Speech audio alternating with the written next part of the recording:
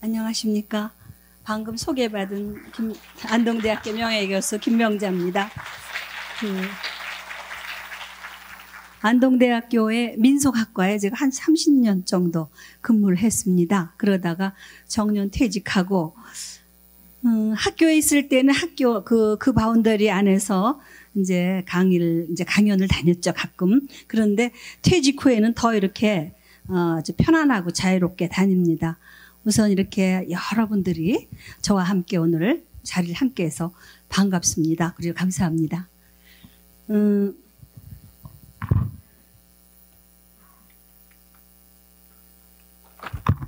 사실 그 세시풍속을 가지고 2시간 동안 강의한다는 게 좀 시간적으로 무리이기는 합니다. 그렇기 때문에 제가 이제 이제 요령껏 하도록 노력을 하겠습니다. 오늘이 음력 며칠인지 아십니까? 아는 분 손 들어보세요. 모르세요? 예. 네. 네, 맞습니다. 5월. 조남이 누구시죠?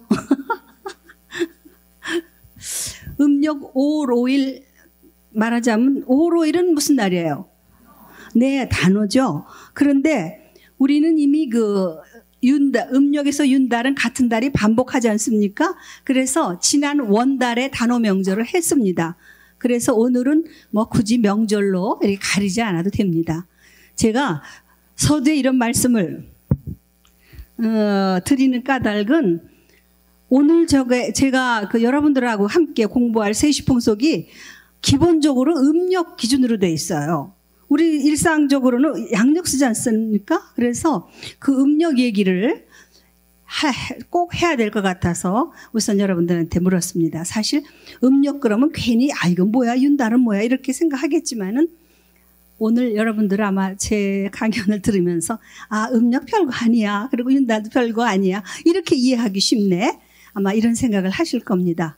그래서 제목을 세시풍속의 지속과 변화라고 그랬는데, 여기서 지속은 글쎄요, 전통, 그 다음에 변화는 현대 이러는데, 사실은 전통과 현대가 완전히 분리된 것이 아니고 전통 속에 현대가 있기도 하고 현대 속에 전통이 있기도 합니다. 그래서 그것을 세시풍속의 지속과 변화라고 일단 편의적으로 제가 그 제목을 붙였습니다. 많아요. 강의할 내용은 세시풍속의 성격과 시원, 처음 어떻게 출발했나? 그 다음에 음력 중심의 세시풍속과 역법, 또 계절 의례로서 다양한 세시풍속, 또 세시풍속의 지속과 변화, 이런 4단원으로 이제 나눠서 이제 여러분하고 함께 이제 공부를 하게 되겠습니다. 그랬는데 방금 말씀드린 것처럼 그렇게 이 많은 거를 제가 이게 워낙 민감해가지고 조그만 건데도 저기 화면이 바뀌네요. 조심해야겠어요. 그래서 가능한 한 아주 요령껏 하도록 하겠습니다. 잠깐만 시계를 풀러놓고 시계를 봐가면서 해야 될 것 같아요.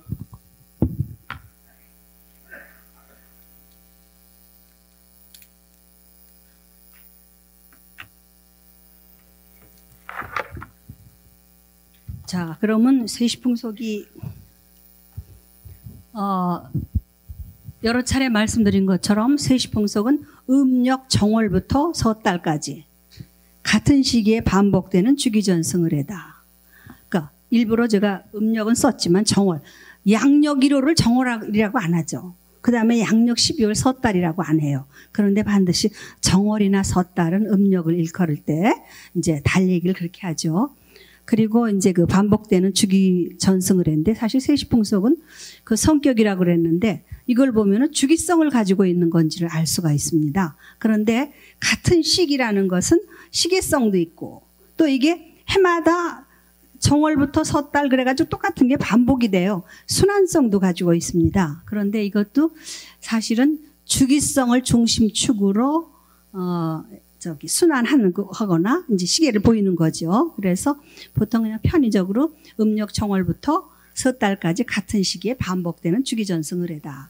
그리고 이게요, 세시풍속은 농경 문화하고 상당히 밀접돼 있어요. 그래서 가령 세시풍속을 농경을 해다 이러기도 합니다. 그리고 나중에 나오겠지만 이렇게 농경과 관련돼 있기 때문에 농경에서 세시풍속의 시온을 찾기도 하거든요. 그런데 그러면은 농경문화하고만 관련되냐? 그건 아니죠. 어촌의 경우는 어업과도 관련돼요. 왜 그러냐면 세시풍속의 바탕이 되는 음력은 달을 주로 기준으로 하고 있거든요. 그렇죠? 달을 모르면은 달의 순환을 알아야만이 그 음력을 가늠할 수가 있습니다. 그래서 세시풍속의 어떤 성격은 그렇고, 시원은 고고학적인 자료 혹은 문헌 자료를 통해서 이제 나름대로 기원을 추정을 해보는데, 그 고고학적 자료에 의하면은 이제 고고학적 자료에서는 농사를 언제부터 시작하느냐에 따라서 이제 세시풍속의 시온을 밝혀보고자 하는 건데, 물론 우리가 농사는 보통 신석기, 우리나라로 치면은 신석기 중에도 중기. 그렇다면 단순히 신석기 때 있었는가? 신석기 그 다음에 이제 신석기 후기 이럴 때 보면 곡물 중에서 피나 우리가 쓰는 조나 이런 게 탄피로 나오거든요. 그래서 그거를 보고 이때 이미 농경이 시작이 되지 않겠느냐. 그러면 세시풍속이 농경으로서 농경의 주기와 상당히 밀착되어 있다면은 이때 오늘날 같이 완벽한 거는 아니지만 세시풍속이 만들어지기 시작하지 않겠는가 이렇게 추정을 합니다. 그리고 이 농경을 했다는 것은 사실 우리가 죄송합니다. 이게 자꾸 단군 신화를 통해서도 볼 수가 있어요. 단군은 단군의 아버지 환웅은 하나님인 환인의 아들 환웅이 이 지상에 내려올 때 운사, 그렇죠? 그런 풍백, 우사, 운사와 같은 농경과 비와 관련된 존재들하고 내려왔기 때문에 이미 고조선 때는 농사가 많이 분포되지 않았겠는가 이렇게 얘기를 합니다. 그런데 그것보다는 조금 다양한 이러한 것이 뭐냐 하면은 문헌으로 여러분들이 이거는 많이 들어봤을 거예요. 위서 동의전. 근데 아마 여러분들이 공부할 땐 또 위지 그랬을 거예요. 그런데 요새는 이걸 위서라고 그러죠. 위서 동의전 3세기에 나오는데 이건 중국 책이에요. 거기에 보면은 주기성을 띤 농경 의례에 관한 기록이 각 부족마다 나타납니다. 가령 정월 영고 그렇죠? 들어보셨죠? 예의 무천이라든가 고구려 동맹이라든가 이렇게 해서 5월, 10월, 정월 이런 데 대한 기록이 있거든요. 그런데 그것은 해마다 주기성을 띠는 농경의례였어요. 그래서 많은 사람들이 모여서 국중대회를 하고 즐겁게 보내면서 또 오늘날로 치면 하나의 축제를 했다. 그러한 기록이 있거든요. 그래서 그것을 우리가 보편적으로 세시풍속의 원류다. 이렇게 얘기를 합니다. 그러니까 세시풍속의 원류를 거슬러 올라가면 거기까지 이제 거슬러 올라갈 수 있다고 그러는데, 결국 이런 것들도 우리가 그냥 농경이었다, 농경이 중심이 됐다 하는 이런 정도인데, 그러면 구체적으로 과연 어떻게 나타나는가? 구체적으로 나타나는 게 있어요. 삼국사기 보면은 신라 본기 유리이사금. 유리이사금은 신라의 3대 왕이죠. 굉장히 신라의 박혁거세, 그 다음에 남의 차차웅, 그 다음에 유리이사금. 이 유리이사금 쪽에 뭐가 있냐면 추석에 대한 기록이 있습니다.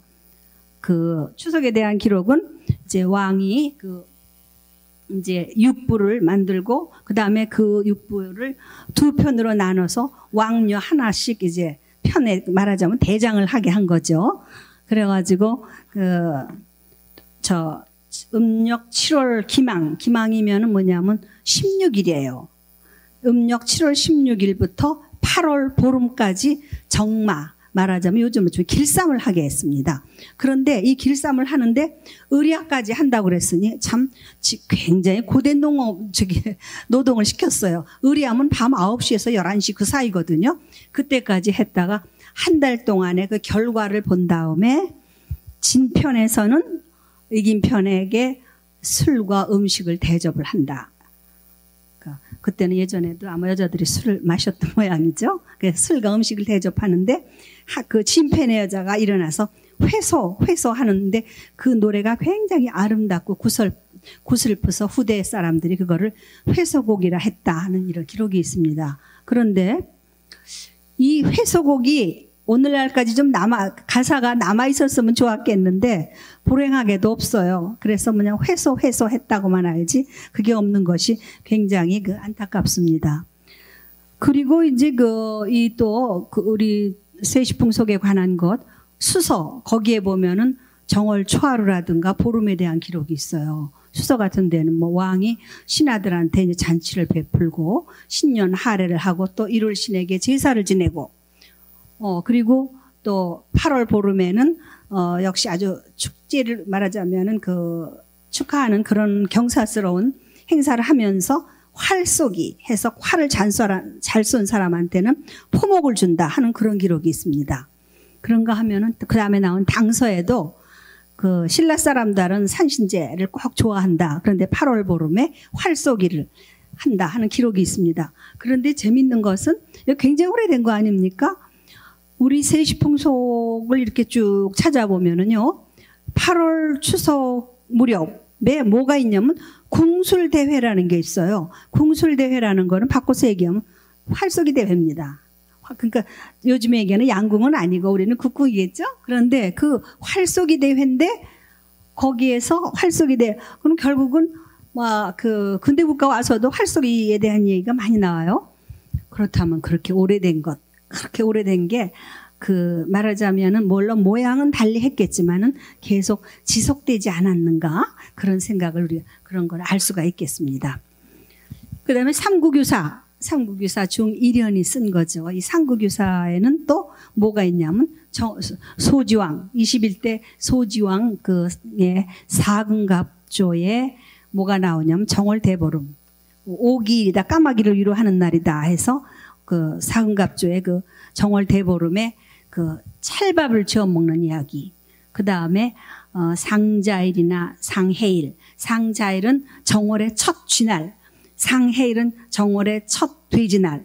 그런 날에 이제 막 근신을 했다. 그랬는데 이것도 오늘날까지 예를 들어서 찰밥이 뭔지 아세요? 응? 미안합니다. 이게 자꾸 찰밥은 지금의 오곡밥이에요. 그런데 사람들이 약식하고 자꾸 혼동을 해요. 약식은 훨씬 후대에 나온 거거든요. 애초에는 찰밥이었죠. 그래서 제가 사실은 그 에피소드를 얘기를 하면 제가 처음에 저는 서울 사람이에요. 제가 서울말 하잖아요. 이제 경상북도에서 근무는 했지만 서울에서는 찰밥 그러면 하얀 찹쌀밥만 생각을 합니다. 그래서 가가지고 무슨 얘기하다가 그거 참 이상하네. 하얀 찰밥이지 왜 오곡밥을 찰밥이라고 그러는가? 그래서 사실은 문헌을 찾아봤어요. 삼국유사 보니까 그게 찰밥이에요. 그러니까 제가 정월 대보름날 저녁가 정월 열나은 날이죠. 열나은 날에서 저 보름 넘어가는 날 어느 학생 집에 민속조사를 갔어요. 사실 잘 안 들여보내는데 초저녁부터 들어가서 이제 동지를 좀 조사를 하기 위해서 갔던 거죠. 그랬는데 제가 왔다고 교수님이 오셨다고 그 어머니께서 찰밥 좀 들어보시래요. 근데 찰밥이 왔는데 이건 오곡밥이 왔더라고요. 그래가지고 이게 왜 오곡밥을 찰밥이라고 그러지? 그래도 거기서 차마 문의할 수가 없어서 그냥 맛있게 먹었습니다. 그리고 나중에 이제 학교 와서 다시 책을 봤더니 사실은 찰밥이 오늘날의 오곡밥이에요.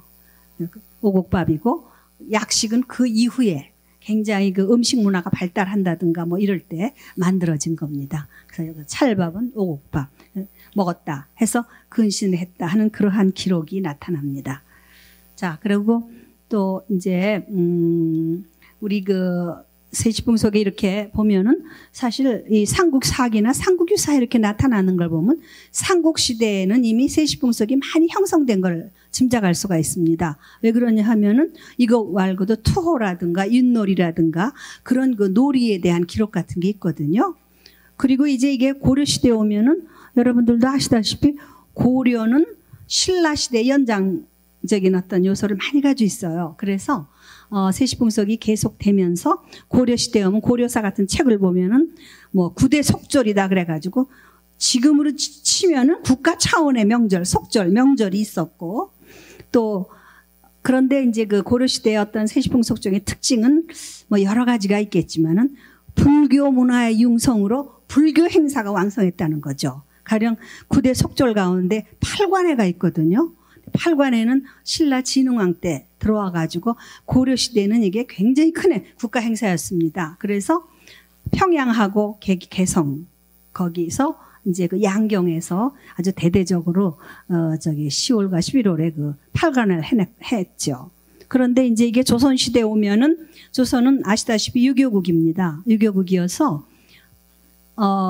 쭉 다른 것은 이어졌어요. 그런데 특히 그 팔관에만 없어졌습니다. 왜냐하면 그 왜 팔관에만 없어졌을까? 아마 국가 행사라 유교 이데올로기 안 맞는다고 했기 때문에 그렇지 않았나 싶은데 그 대신 연등회는 있었어요. 그래서 그 우리나라의 세시풍속을 가장 많이 쓴 책이 그 조선조 후기에 나온 홍성모 선생의 동국세식이라는 거거든요.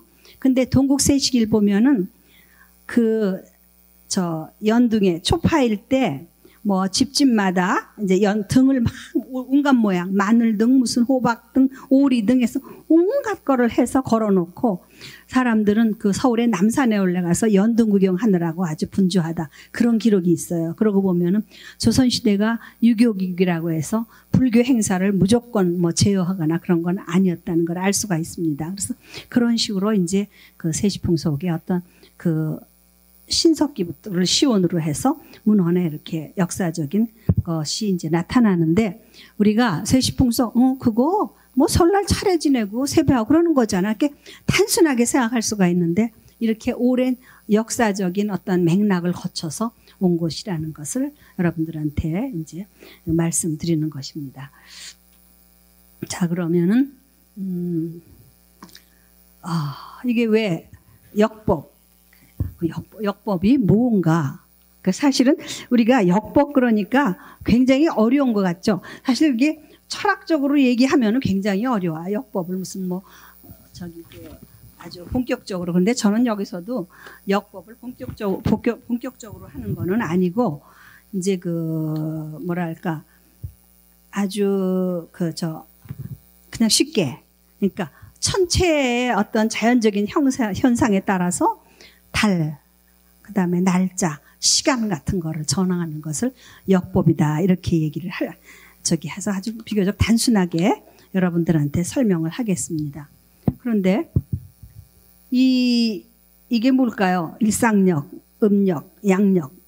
우리 지금 양력을 쓰고 있죠? 그러니까 우리가 일상적으로 쓰는 것은 양력이에요.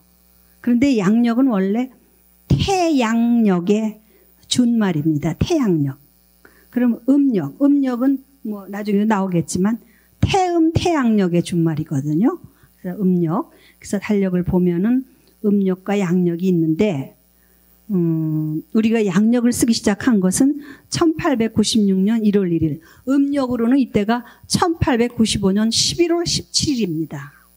그러니까 그때면은 우리나라에서 1894년부터 5년까지 갑오개혁이 한참 갑오개혁이 있던 데인데 이때 그 갑오개혁에는 여러 가지가 있어요. 뭐 단발령도 있었고 또 종두법도 있었고 또 그 밖에도 무슨 우편제도 근대적인 우편제도도 있었는데 그 중에 역법을 양력으로 쓰라는 것도 있었습니다. 근데 특히 그 양력 쓰는 역법은 굉장히 그 일제의 아주 압제가 많았어요. 일본은 일찍이 그 양력을 썼거든요. 그러니까 자기네 맞추려고. 그런데 이때가 고종 33년이었습니다. 그러니까 저는 여기다가 양력 1월 1일 1896년 양력 1월 1일부터 양력을 썼다고 했지만은 음력으로 치면 아직은 1895년 11월 17일이다. 이렇게 얘기가 할 수가 있겠습니다.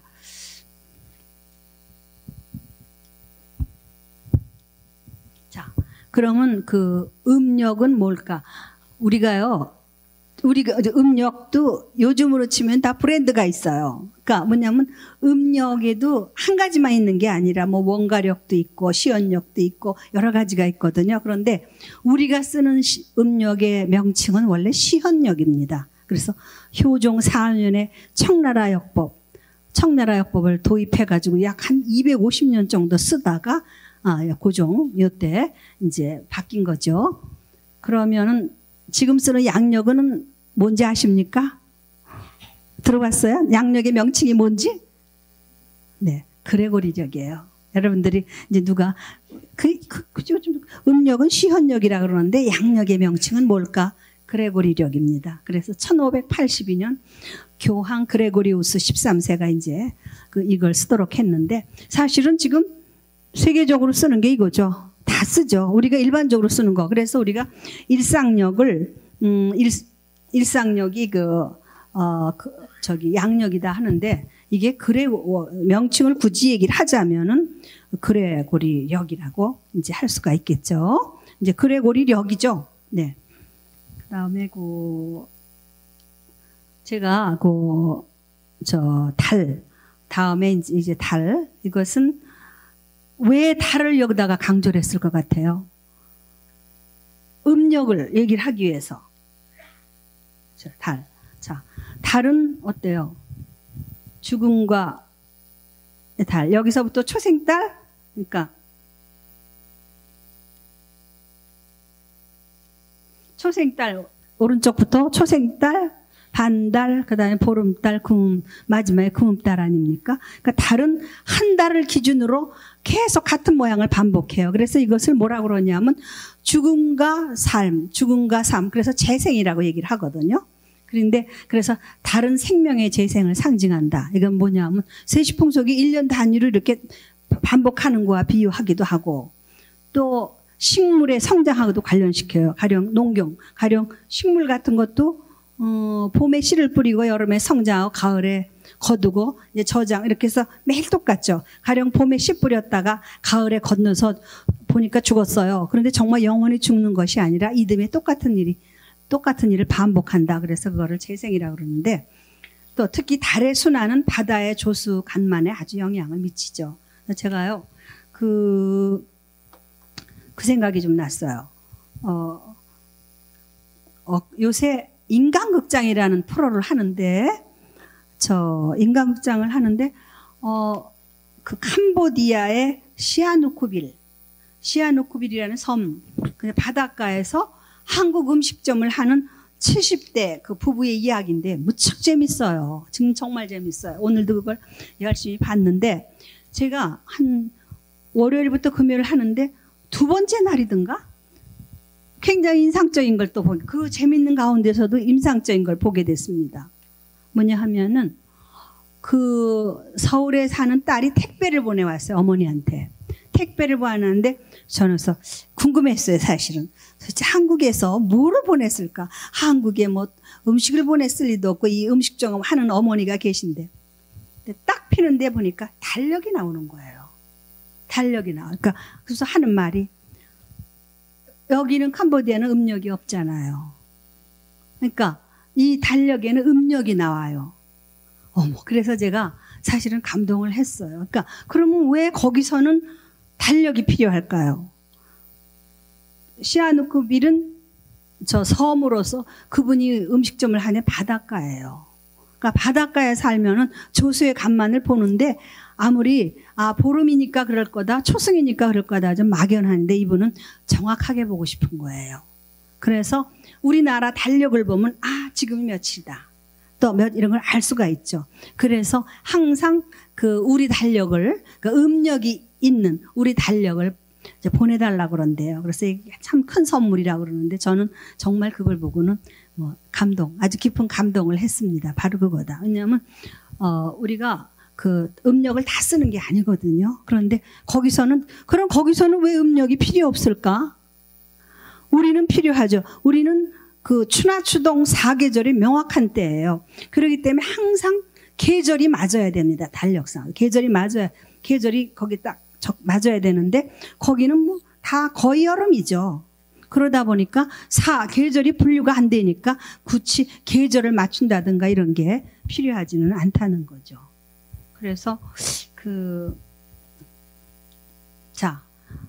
윤달 얘기를 좀 해야 되겠네요. 근데 윤달은 아까 제가 처음에 오늘이 며칠이니까 윤, 5를 그냥 착착 하고 맞추셨습니다. 역시 달라요. 그런데 윤달은 그 음력에서는 이 철저하게 이게 필요한 거거든요. 윤달이. 그랬는데 음력에서 윤달은 여러분들도 다 아시다시피 그 같은 달이 반복돼요. 금년에는 윤 5월이었죠.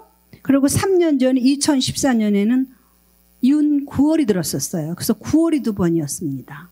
그러면은 왜 그러면 이거 사실 윤달 이거 귀찮잖아. 이거 왜 넣어?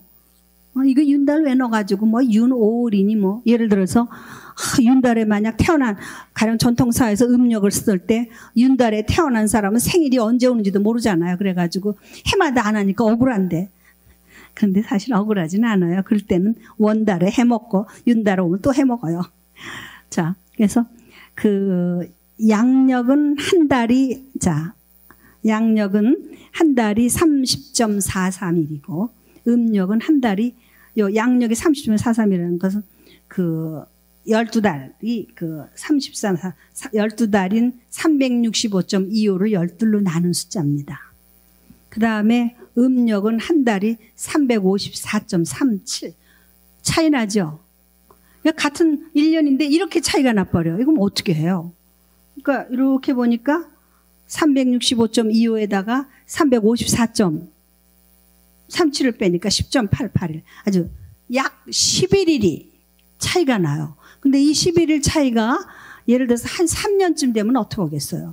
한 달 이상 차이가 납니다. 한 달 이상 차이가 나니까 1년에 11일 차이가 나거든요.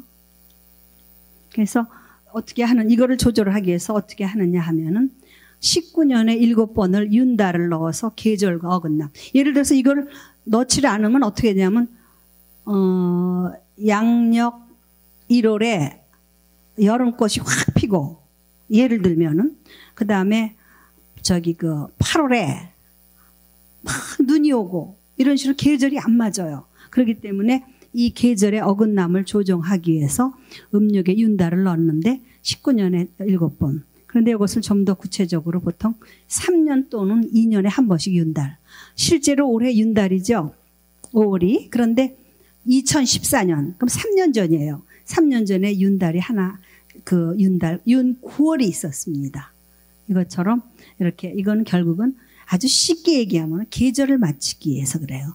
여름에 눈 오고 겨울에는 꽃이 요즘에 비닐하우스가 있으니까 다 피겠지만 꽃이 피고 아무튼 계절이 엉망이 되거든요. 그래서 이거를 맞추기 위해서 이제 윤달을 넣었어요.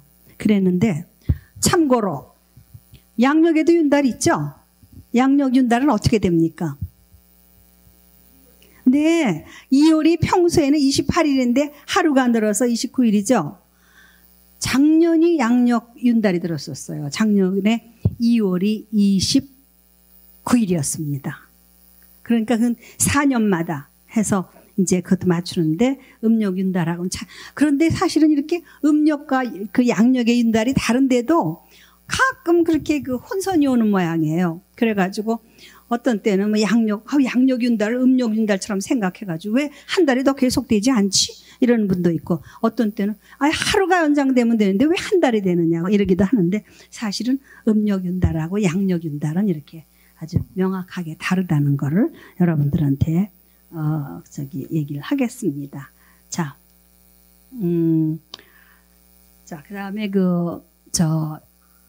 다음에 나오는 시 이것은 박목월 선생이 윤달을 가지고 쓴 시예요. 그 고향인 자기의 생가인 경주에 있는데 이 시 제목 아세요? 송악가로 날리는 외딴 봉우리 윤사월 해길다 꾀꼬리 울면 산지기 외딴 집 눈먼 윤사월 해길다 꾀꼬리 울면 산지기 외딴 집 눈먼 처녀사 문설주에 기대이고 엿듣고 있다. 제목이 뭐라 그랬죠? 네, 아시는 분인데요. 이 시가 유명한 시입니다. 윤사월이면 음력 언제쯤 되겠어요? 양력으로 참. 윤사월이면 양력으로 몇 월쯤 되겠습니까? 대충 그냥 4월은 5월이 되죠? 그런데 윤사월이면 어때요? 그렇죠. 6월 그때죠. 그러니까 6월은 해가 길죠. 그리고 하지가 들어있잖아요. 그럼 연중에 해가 긴 달이 6월, 양력 6월하고 이제 양력 12월이에요. 왜냐하면 그 하지나 동지 같은 건 24절기인데 24절기는 사실 양력 기준이거든요. 그래서 그 윤사월 해가 길면 꾀꼬리가 온다는 거예요. 자, 그러면은 자, 다음에 요 윤사월 맞네요. 윤사월 맞아요. 자, 이 쌍춘년, 세간에 뭐 쌍춘년, 참 쌍춘년 해가지고 한때 뭐 운이 좋으니 뭘 해라 이러는 게 막 들었었죠. 사실 쌍춘년에 대한 기록은 없어요. 그리고 쌍춘년이 별게 아닙니다. 결론부터 얘기하면 입춘이 2번 드는 게 쌍춘년이에요. 이거 여러분들한테 이건 보너스로 좀 알려드리는 겁니다. 자, 올해는 올해 입춘일이 언제였냐? 양력으로는 2월 4일이었습니다. 그러면은 음력으로는 정월 8에 정월 8일이 입춘이 들었어요. 그러면 입춘이 우리가 보통 입춘하면 음력 정월로 생각을 하는데 여기서는 이제 물론 정월 8이 됐죠. 자, 2월, 3월, 4월, 5월, 그 다음에 윤5월, 요게 올해 달력이죠. 그 다음에 6, 7, 8, 9, 10, 11, 12. 12월에 입춘이 또 들어요. 그러니까 양력으로는 분명히 2월 4일 한 번 드는데 음력으로는 그 입춘이 정월하고 섣달 2번 들어요. 그러니까 그 기준으로 하면 쌍춘년일 수밖에 없어요. 그런데 그냥 막들 흥분해서 왜냐하면 그 쌍춘년에는 뭐가 좋다 그러는데 거기에는 그나마 상술이 작용하지 않았겠는가 그런 생각을 합니다. 그러니까 사실은 우리가 이거를 알면은 사실 별거 아닌데 사실은 제가 뭐 쌍춘년 때문에 방송국에 전화 많이 받았어요. 그래서 그 입춘이 2번 드는 건데 음력으로 해서 그런데 그거 그렇게 흥분할 필요 없습니다. 그렇게 그 답변을 해준 적도 있습니다. 그래서 입춘이 그런데 올해 그렇죠. 그리고 아마 대개 윤달이 들 때 쌍춘년이 오는데 2014년에도 쌍춘년이었죠. 그러니까 이렇게 됩니다. 그래서 쌍춘 글자 그대로 입춘이 쌍을 2번이라는 거죠.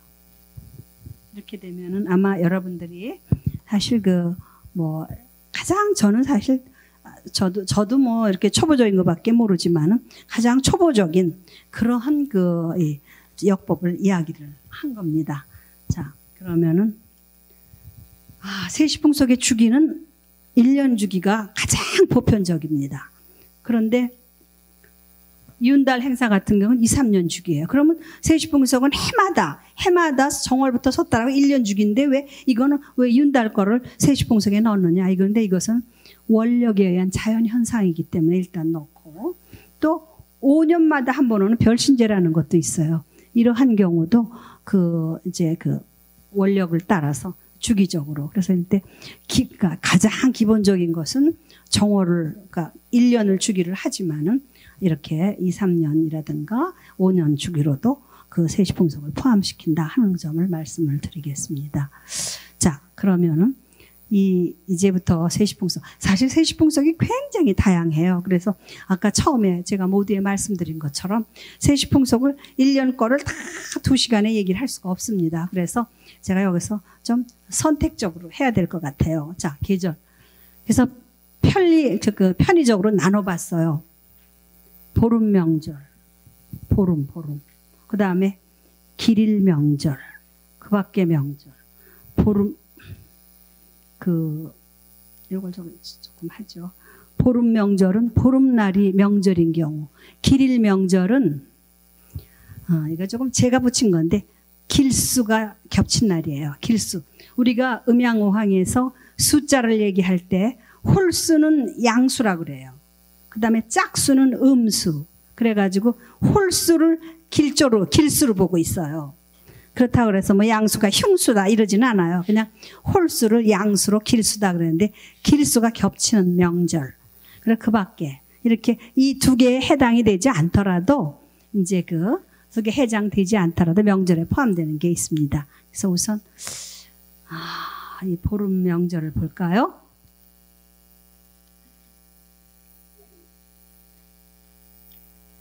자, 정월은 뭐 언제죠, 그럼? 네, 정월 언제예요? 네, 15일 보름이죠. 근데 정월은 뭐라 그래요? 대보름이라 그래요. 그쵸? 제가 이걸 할 때마다, 무슨 이제 누구랑 이야기할 때 이래. 아이고, 양력 1월 15일에 하늘 아무리 쳐다봐라. 보름달 보이나? 안 보인다. 정월 보름이니까 대보름에 보이는 거죠. 그러면, 근데 2월 보름도 있어요. 3월 보름도 있고 4월 보름도 있고 5월 보름도 있는데 이날은 명절은 아닙니다. 그리고 다음에 6월 보름. 6월 보름 있죠. 그거는 뭐라 그래요? 네, 유두입니다. 자신 있게 말씀하세요. 지금 왜냐하면 유두 같은 경우는 워낙 좀 멀어진 명절이라 아는 게 참 기적일 정도거든요. 근데 저는 사실은 우리 어머니는 세시풍속에 아주 제가 생각해도 위대한 스승이었어요. 유두 같은 거 명절 다 달달이 명절을 다 했어요. 그래서 어렸을 때부터 기억을 했습니다. 자, 유두. 그다음에 7월은 네, 칠석이죠. 7월 7일. 아니, 요거는 7월이 아니라 백중. 실수했네요. 백중, 보름. 그 다음에 8월은 뭐 너무 잘 아는 한가위. 예, 이게 보름 명절이 이렇게 됩니다. 아까 보름 명절이, 이 보름, 그 다음에 9월, 10월, 동짓달, 섣달은 다 보름이 명절이 아니에요. 다른 날의 명절로 생각하죠.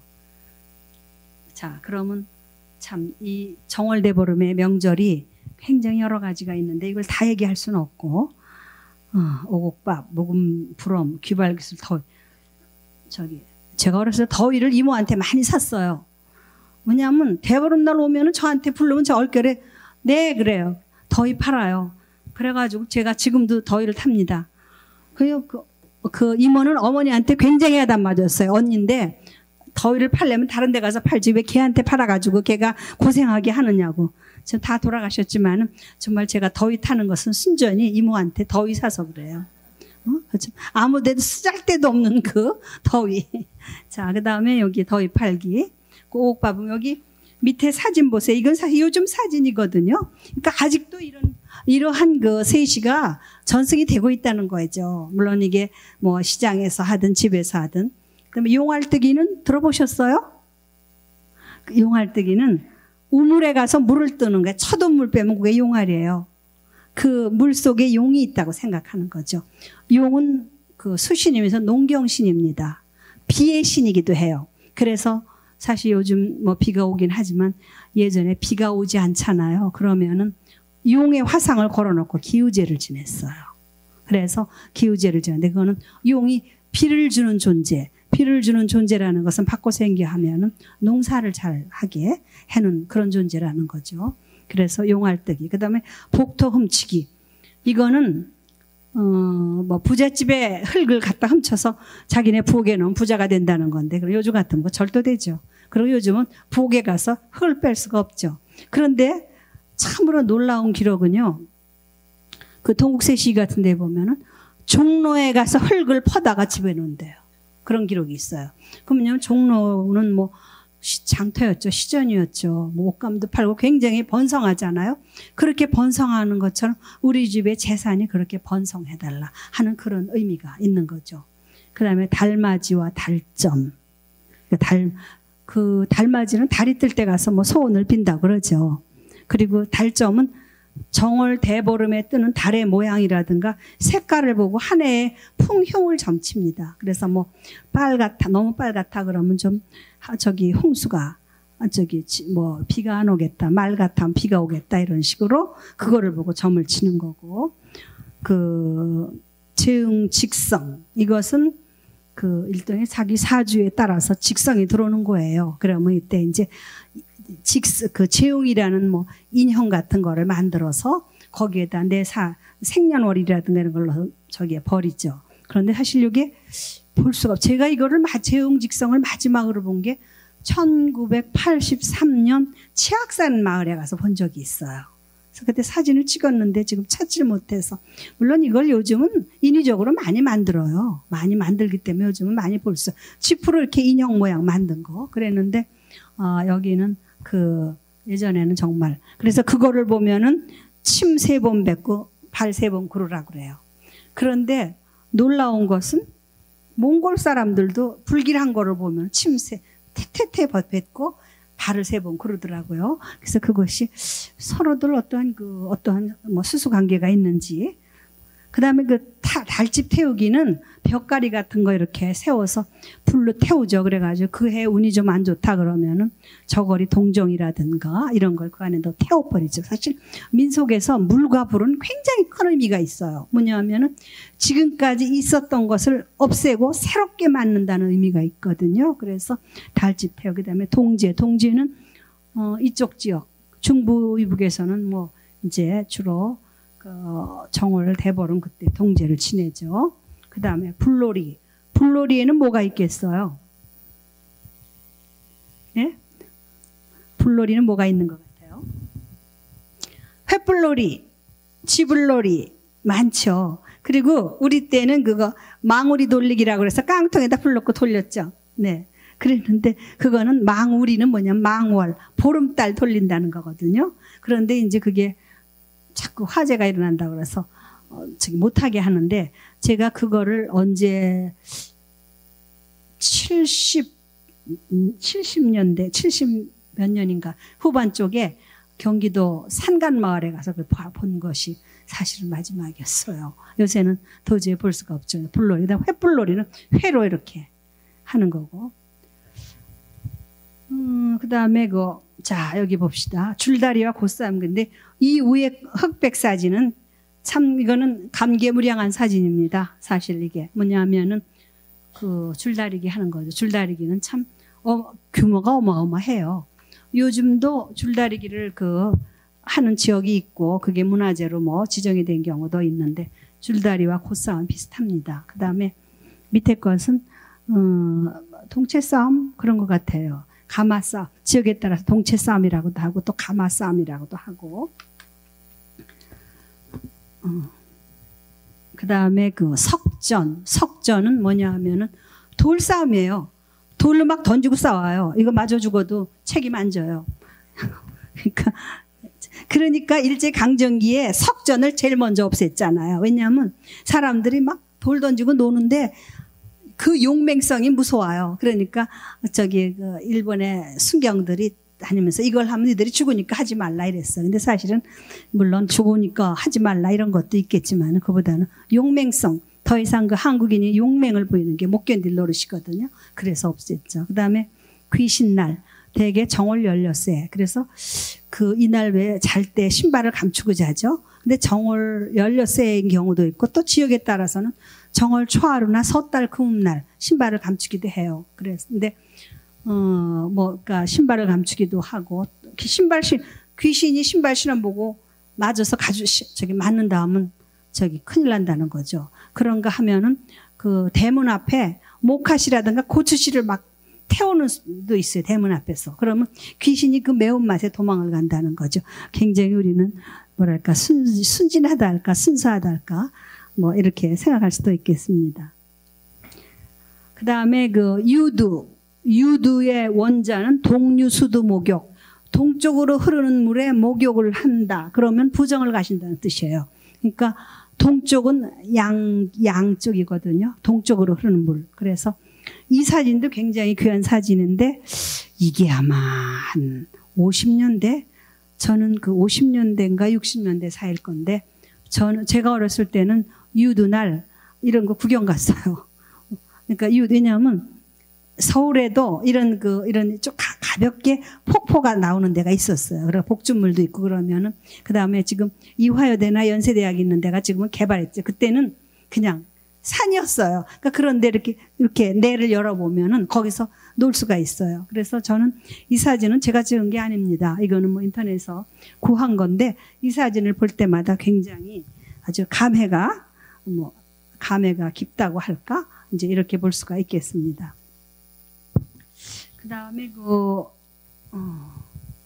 백중. 백중은 우란분제라는 건 불교 행사.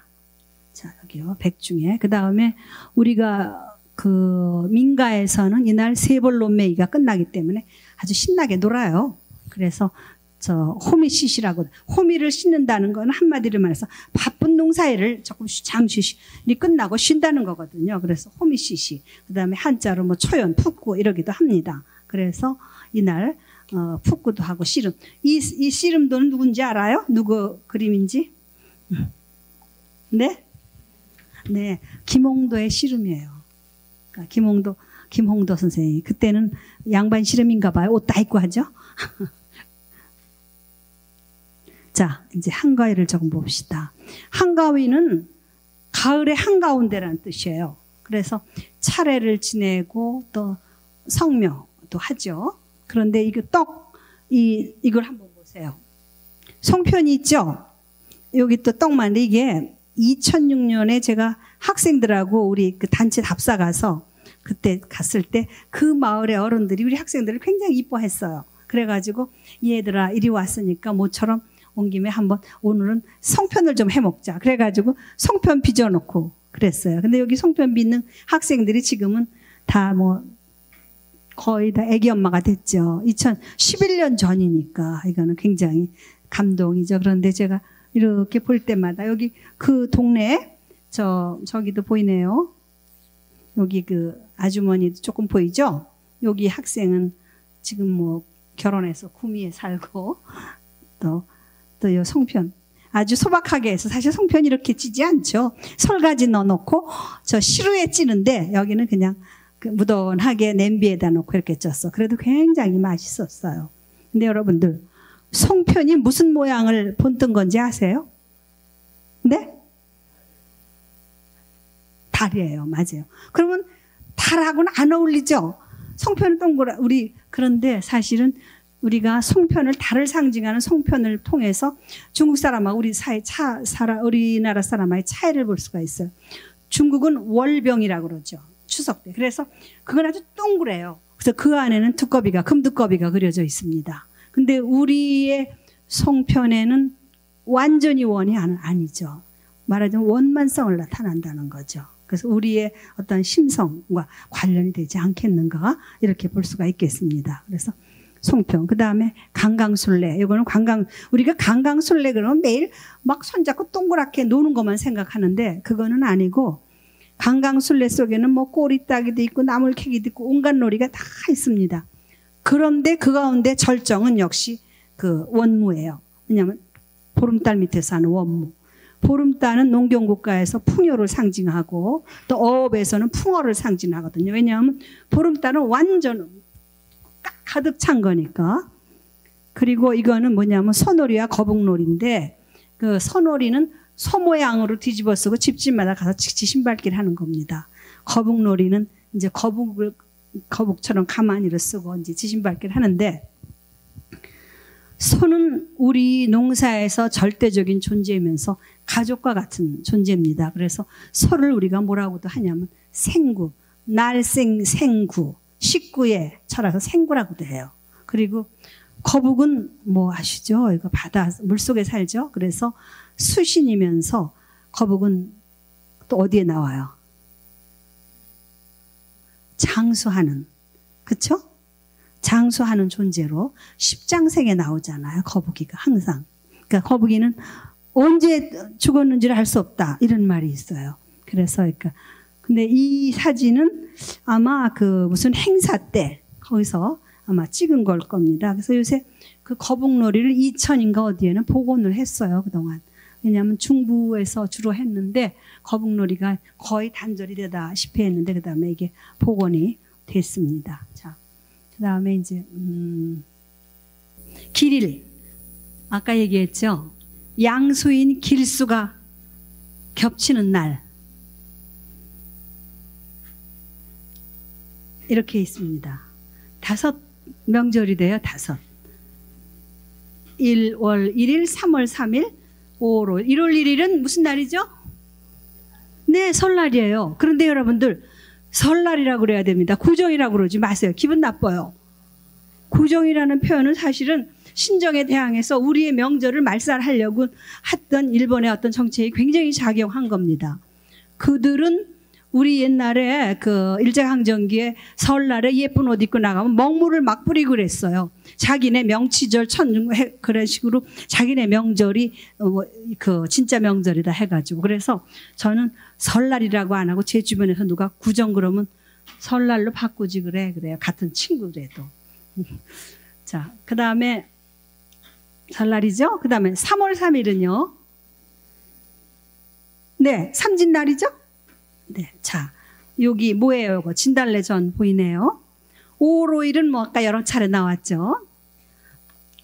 그 다음에 7월 7일은 아까 7월 보름 아까 착각했던 칠석, 그쵸? 칠석이에요. 그 다음에 9월 9일은 뭘까요? 네, 중양절입니다. 이 중양절은 우리 문화 속에서 거의 멀어져 갔는데 중양절이라고 그러도 중구라고도 하죠. 그런데 사실은요, 나중에 그 얘기를 하겠지만 중양절이 그렇게 아주 잊어버릴 명절은 아니에요. 이거 고려 시대는 9대 명절에 들어갔던 거였거든요. 우선 그 설날, 이건 뭐 다 잘 아시기 때문에 뭐 상세히 설명 안 하겠습니다. 이 애들은 제 조카 손주들이에요. 지금은 얘네들이 초등학교 들어갔습니다. 이거 왜 이렇게 한 줄 알아요? 세배는 되게 어른들한테 이제 그 자녀들이 하는 거로 생각을 하는데 사실은 형제지간에도 세배를 하게 돼 있는 거예요, 원래는.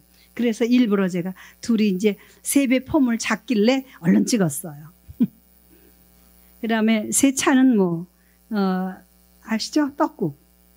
여러분들 그 말 들어봤어요? 꽁 대신 닭 이런 말 들어봤습니까? 원래 그 세찬에서 나온 말이래요. 뭐냐면 떡국에다가 꽁고기를 넣었던 것이 꽁을 구하기 어려우니까 닭고기를 넣었다. 그래서 생겼다 그러는데 글쎄 확실하게는 모릅니다만, 그런데 그 말을 들으면은 꽁은 굉장히 훌륭한 서조고 닭은 아래세로 생각을 하는데 그렇지 않아요. 그리고 뭐 삼국유사에도 닭 아래에 대한 계룡에서 태어났다든가 뭐 계룡에 불의를 했다든가 그래서 닭은 굉장히 신성한 존재였어요. 그러니까 뭐라 그러냐면 꽁을 뭐라 그러냐면 하늘닭, 꽁을 하늘닭이라고 그래요. 그런 것은 닭이 굉장히 상서로운 새라는 거죠. 그다음에 차례 뭐 이건 잘 아시다시피 보통 뭐 사대조 하고, 그다음에 가가래라는 말이 있듯이 집집마다 왜 그 차례가 음식이 남의 집 제상에 감 놓아라 뭐 대추 놓아라 하지 말라는 말도 있습니다만, 그다음에 덕담, 우리가 제일 많이 쓰는 게 덕담 같아요 요새. 왜냐하면 덕담은 원래는 설에 서로 주고받는 말이거든요. 그런데 오늘날에는 좋은 말 그러면 우리 덕담 그러죠.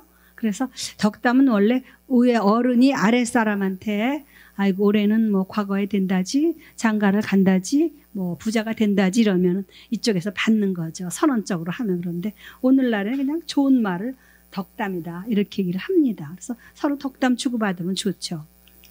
그 다음에 복조리. 요 조리, 이거 저는요 서울 사람이에요. 그래서 이제 그 안동대학에 있다 보니까 경상도냐 그러는데 경상도 사투리 안 쓰지 않습니까? 물론 경상도 사투리 다 알아듣고 할 수도 있어요. 그런데 서울에 살면서도 그 한옥에 오래 살았습니다. 이 복조리가 우리 집 마루 기둥에 있는 거예요. 이걸 찍어둔 게 얼마나 다행인지. 그 집이 이미 다 사라졌는데. 그다음에 전복은 뭐 정초에 점치는 거, 예를 들어서 토종비결 같은 거. 근데 이 복조리가요, 조리는 쌀을 이는 기구인데 정월에 사지 않으면 이건 복조리가 아니에요. 정초에 설에 샀기 때문에 복조리죠. 그다음에 정초 12지일이 있죠. 이거는 뭐 그 12간지 있죠. 자축인묘 진사오미 신유술해. 그래가지고 첫날, 그러니까 설날이 첫 쥐날일 수도 있고 토끼날일 수도 있어요. 그런데 가령 유모일과 무모일, 그래가지고 설날이 첫 토끼날처럼 털이 있는 날이면 그의 농사가 잘 되고 목화가 잘 될 거다. 아주 주술적이죠. 풍성하니까. 그러나 무모일은 유일하게 이 두 번이 있습니다. 용날하고 뱀날. 그러면은 뭐 좋지 않다 이러기도 합니다. 그 다음에 액마기 고사. 액마기도 있고 뭐 저기 고사 이런 것도 있습니다. 저기 그다음에 정월의 그 놀이, 정월의 놀이는 많지만 윷놀이, 널뛰기, 연날리기, 지신밟기 이렇게 있습니다. 근데 제가요 연날리기하고 관련해 가지고 그 삼국사기를 들쳤는데 그게 이제 삼국사기를 보면은 저 선덕여왕 때 비담과 염종이라는 사람이 반란을 일으켰어요. 여자 군주를 모실 수 없다 그래서. 그런데 그날 밤에 어떻게 불행하게 유성이 떨어졌습니다. 그런데 그의 참 그 정치를 같이 도왔던 김유신이 머리를 썼어요. 저 그 유성이 떨어졌지? 어떻게 할 것인가? 그러고서는 그날 허수아비에다가 불을 붙여가지고 샥 올렸습니다. 너희들 어저께 떨어졌던 유성이 떨어져서 더욱 나쁘다고 그랬는데 어제 떨어졌던 유성이 다시 하늘로 올라갔다. 그러니까 그러면서 그 비담하고 염종을 이렇게 그 벌을 하고 그 다음에는 그 이제 다시 선덕여왕이 통치를 할 수 있었다 하는 기록이 있는데 혹자는 물론 이제 그 허수아비로 나와요 삼국사기에. 그런데 사람들은 그거를 아마 연일 것이다 이렇게 얘기도 합니다. 왜냐하면 연은요 우리나라에만 있는 게 아니라 다른 나라도 있어요. 그래서 뭐 비둘기가 소식을 전하기도 하지만 연으로 전하기도 하거든요.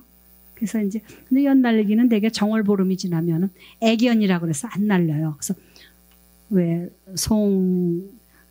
영복 송액을 보내고 복을 받는다 그래서 연 꼬리에다 글자를 써 휙 날리는데 제가 어렸을 때는 연을 직접 만들어 가지고 참 많이 놀았어요.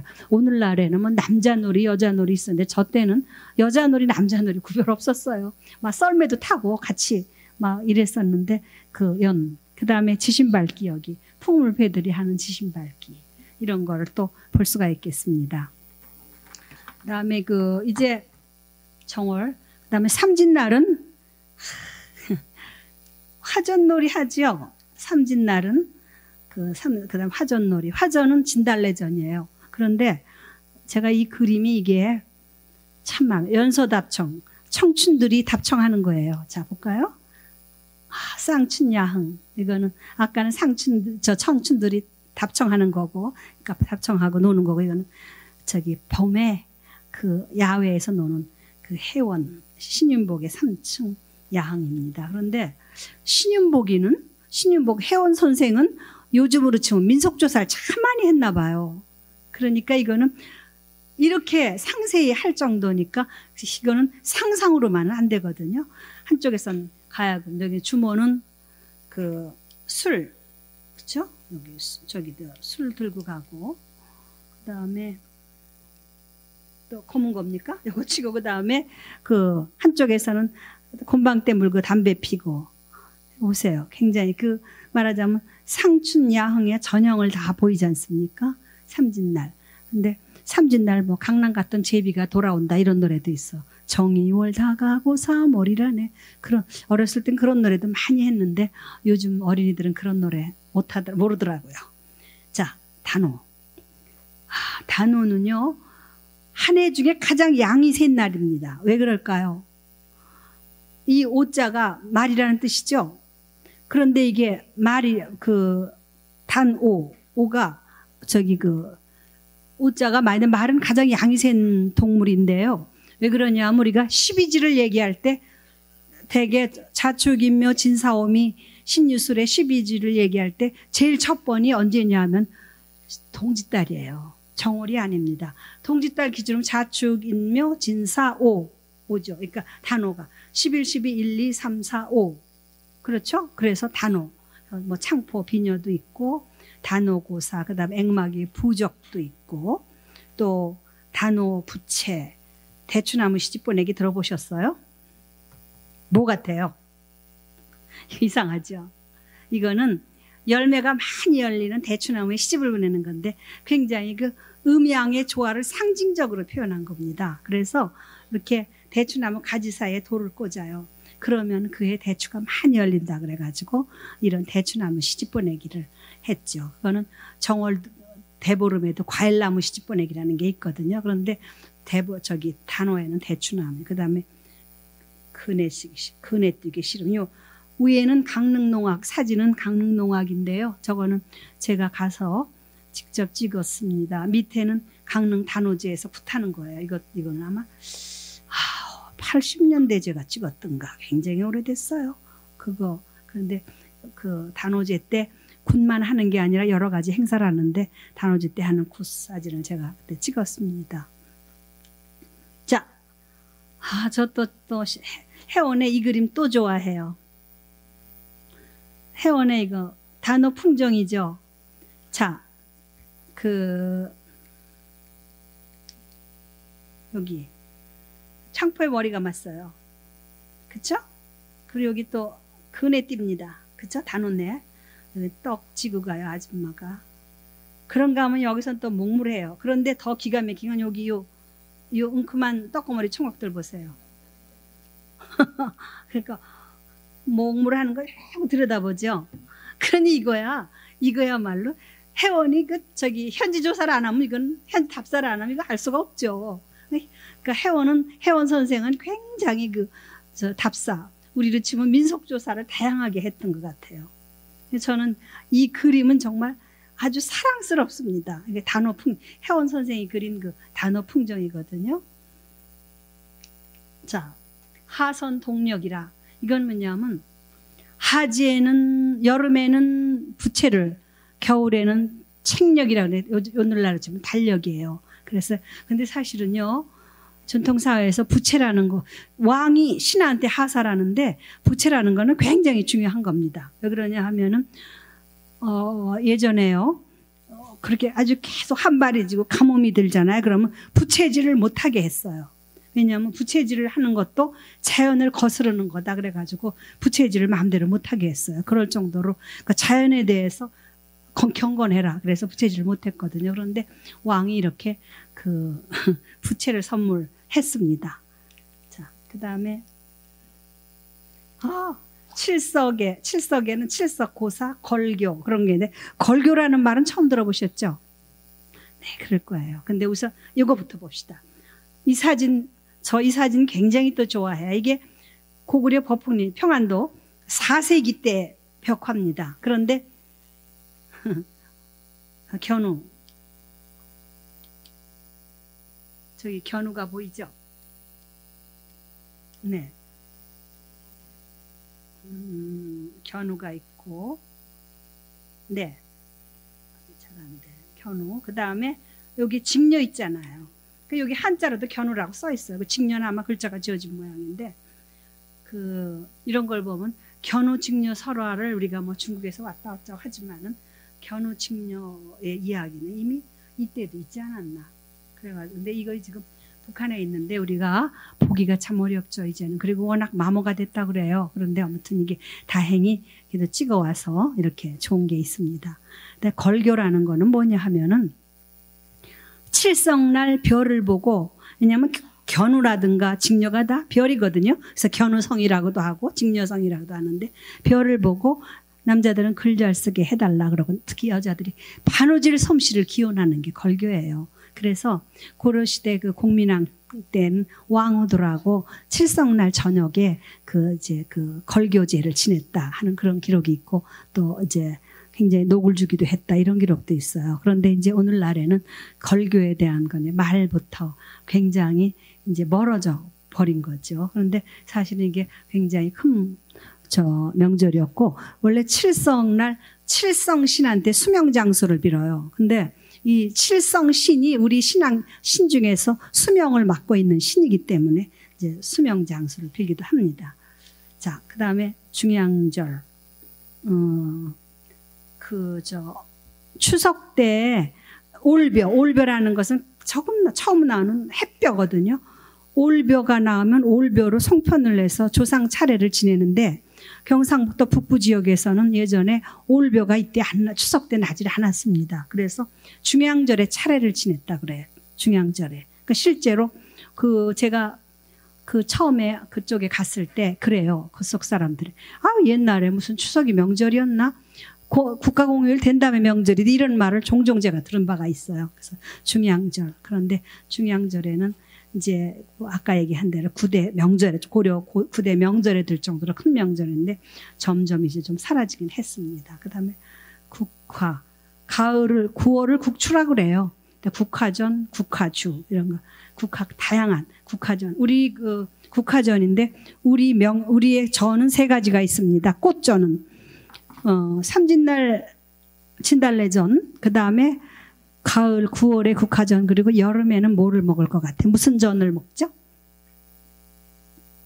장미전. 물론 먹는 장미죠. 장미전. 이렇게 해서 우리의 그 화전은 세 가지가 있습니다. 자, 그 밖의 명절과 저기였는데 그 밖의 명절에 뭐가 있을까요? 입춘. 입춘은 사실 24절기 하나죠. 그 다음에 영등날, 머슴날, 그 다음에 한식 청명, 초파일, 복날, 10월 상달, 동짓달과 섣달, 윤달 이렇게 되죠. 우선 입춘 볼까요? 입춘 아시죠? 입춘 대기를 건양다경하고 입춘 이거 부적을 입춘축을 붙이고 또 예전에는 그 농촌에서는 보리뿌리점이라 해서 입춘날 보리뿌리를 보고서 이제 뽑아가지고 세 가닥 이상이면 풍년이다. 뭐 두 가닥이면 평년이다. 한 가닥이면 흉년이다. 이런 식으로 점을 치기도 했습니다. 그 다음에 2월 초하루는 머슴날이에요. 머슴날인데 이날 왜냐하면 이때 되면 춘경이 시작될 때거든요. 그래서 이날 그 머슴에게 떡을 해주면서 한 해 농사를 잘 부탁하는 거죠. 그래서 뭐 나이대로 먹인다 이런 말이지만 사실은 이게 어떻게 나이대로 다 먹겠어요. 나이로 우리가 동짓날 팥죽 속에 있는 그 새알을 나이대로 먹으라고 하는데 그럼 우리 같은 사람 그거 먹으면 죽죠. 그러니까 되게 10살 이내. 그다음에 머슴. 그다음에 영등날은 이날 2월 초하루에 영등 할머니가 하늘에서 내려왔다가 한 15일이나 20일 올라가거든요. 그런데 이 영등날 날씨를 보고 점을 쳐요. 어떻게 치느냐. 우선 영등이 내려올 때 비바람이 불면 며느리랑 오는 거예요. 그리고 살랑살랑 바람이 불고 좋으면 딸하고 오는 거예요. 그러니까 그건 왜 그러냐. 며느리가 이쁘게 차려입은 게 보기 싫어서 혼쭐 낸다고.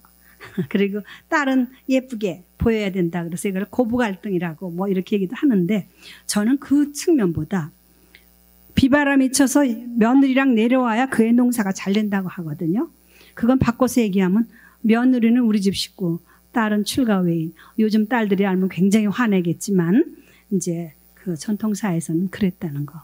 그 다음에 그 노래기 부적과 콩볶이인데 이날 콩을 볶아요. 뭐 쥐알 볶아라, 새알 볶아라 하면서. 그리고 노래기 부적은 뭐냐면 목조 건물에는 노래기가 참 많아요. 습하면은. 근데 이게 태우면은요 노린내가 나요. 그래서 이거를 막기 위해서 우리 집도 그 목조 건물이어서 이거를 그 2월 초하루에 항상 했는데 향난각시 속고천리. 향난각시여 저리 가버려라 이거죠. 근데 노래기를 향난각시라 그런 건 아주 우아하게 붙인 거예요. 노린내 나는 거. 근데 그것은 어떻게 생각할 수 있냐면 우리 선조들이 그렇게 가령 미운 것을 보낼 때 때리고 구박해서 보내는 게 아니라 달래서 보내는 어떤 심성 같은 게 보이는 거죠. 그래서 향난각시 속고천리 이러는데 요즘은 목조 건물이 그렇게 물론 짓는 경우도 있지만 옛날같이 그렇게 짓지는 않으니까 많이 없는데 그래도 간혹 목조 지방에 가면 목조로 순서된 것 중에서 노래기가 나오기도 합니다. 그다음에 좀생이 점은 2월 초여세 그 하늘에 떠 있는 좀생이 별 묘성이라고도 하죠. 이걸 보고 농사의 풍요를 점치는 겁니다. 그래서 달하고 별하고 떨어져 있으면은 이날은 뭐 풍년이다. 뭐 또 앞에 안 떨어져 있으면 흉년이다. 이런 식으로 여러 가지 해석을 합니다. 이게 진도 바다 갈라지는 모습인데 영등날. 그래서 우리 한때는 서양에는 뭐 이게 있다 그랬는데 사실은 이거는 바다가 있는 곳이면 되게 있을 거예요. 그리고 요 밑에는 영등굿. 왜냐하면 제주도는 어업을 굉장히 중시하는데 영등 할머니는 물론 농사도 관할하지만 어업도 굉장히 중시합니다. 그래서 제주도에서는 어업을 중시해서 영등굿을 크게 합니다. 그 다음에 한식과 성묘. 이거는 한식은 잘 아시죠? 구대 속절 중에 하나고, 한식은 24절기도 아니에요, 사실은. 정확하게 날짜를 얘기하면 동지로부터 105일째 되는 날입니다. 그러니까 한식이 어떻게 보면 4월 5일 그때 무렵이죠. 청명하고 같거나 하루 차인데, 이 기준으로 보면 한식은 분명히 양력 명절인데, 또 그 날짜 계산은 동지로부터 하는 걸 보면 양력 명절과 음력 명절이 공존하는, 뭐 서로 섞인 게 아닌가. 입춘도 그렇지만 그런 거로 볼 수가 있겠습니다. 그리고 그 한식은 고려 때는 9대 속절의 명절에 들었고, 조선시대에는 4대 절사일이었어요. 그러니까 제사 지내는 날. 그 다음에 청명이 되면은 그 관청에서 새로운 불을 주는데, 그것은 새로운 불을 통해 새 봄을 맞으라고. 그래서 제가 이거 성묘하는 사진을 제가 옛날에 분명히 찍은 게 있는데 워낙 깊이 두어서 그런 찾을 수가 없어요. 그래서 이거를 그냥 해봤는데 초파일은 잘 아시죠? 초파일은 사실은 오늘날에는 불교 명절화 됐지만 애초에는 민가의 명절이기도 했다는 거. 그 다음에 삼복, 초복, 주복, 중복, 말복 이렇게 되는데, 원래 복이요, 정학유가 쓴 농가원령가를 보면은 복날은 속절이요 유두는 가절이라 이런 기록이 있어요. 그러니까 복날이 오래전부터 이미 그 명절이었다는 걸 알 수 있죠. 근데 이 음식 뭐 같아요? 무슨 국 같아요? 복날 그때 생선 중에서 뭐가 제일 제철 음식입니까? 네? 민어. 네, 민어하고 애호박이 제 맛을 낼 때라 이게 민어탕. 저 어렸을 때 복날 꼭 민어탕을 집에서 먹었던 것 같아요. 근데 이제 밖에 나가서 철렵을 하고 그러면 그걸 복대림이라고 하죠. 그 다음에 요게 10월 상달과 세시풍속인데, 상달은 10월을 상달이라고 그래요. 왜냐하면 제사 지내기 좋고, 그때 이때가 말하자면 수확할 때거든요. 우리는 자칫하면 추석을 추수감사제로 생각하는데, 추석은 추수감사제는 아니에요. 농공감사일이죠. 그리고 정확하게 수수감사 때는 상달이에요. 그리고 상달이 뭐 그 기후도 그렇겠지만은 또 제사 지내기도 좋고, 그리고 또 하나는 개천절이 며칠입니까? 10월 3일이죠. 원래는 음력 10월 3일이었어요. 그런데 나라에서 49년에 양력으로 그대로 날짜를 옮긴 겁니다. 그래서 지금도 대종교에서는 음력 10월 3일에 저 당군에게 제를 지내요. 그러니까 상달은 그런 아주 여러 가지 의미가, 상달이 중요하죠. 그래서 10월 상달. 아까 이제 우리가 단어 얘기했는데, 단어를 우리말로 술이라고 그러거든요. 술이라는 것은 신, 신, 높다는 뜻, 고, 상, 신. 그러니까 높다, 위다, 신의 날이다, 신의 달이다, 이런 것, 신의 날이다, 이런 것처럼 상달 역시 그에 버금가는 그럴 때입니다. 그 다음에 시제는 가령 집안에서는 4대조를 지내는데, 4대조 이상 5대로 가면 이제 묘에서 지내잖아요. 근데, 그러니까 말하자면 그 묘사로 지냅니다. 그랬는데, 저는 이거를 제가 다음에 사진을 한번 보세요. 이게요, 전주유씨 문중에서 지낸 시제예요. 사진엔 2개만 나와 있지만 뒤에 다 많아요. 저는 사실은 저희 부모가 마지도 아니고 또 거기다 또 황해도 뿐이기 때문에 여기서는 이런 걸 전혀 경험을 못했어요. 그런데 이걸 보고 몇 해 전에 가서 마치 볼 기회가 있었어요. 굉장히 감동을 했습니다. 이렇게 묘가 여러 군데 있어요. 그래가지고 동시에 다 제를 지내더라고요. 그러니까 제가 수업 시간에 시제는 주로 10월에 지내는데 묘가 따로 있을 때는 서로 다 나눠 다니니까 한 달 내내 시제를 지내, 이런 얘기를 제가 해요. 왜 현지 민속조사 가면 그런 말들을 하니까. 그런데 그렇게만 알고 있었는데, 아니 이렇게 한 묘역에서 같이 지내는 걸 보고 놀랐어요. 근데 여기 이제 이분들은 그 문중이 전국에서 다 모여요. 전국에 다 모여가지고, 그래서 아주 언제 보아도 어떤 감동을 주는 그런 사진입니다. 자, 이거 뭔지 아세요? 뭐 같아요? 맞춰보세요. 뭐 같아요? 이거 진짜 퀴즈로 내야겠네. 뭡니까? 네?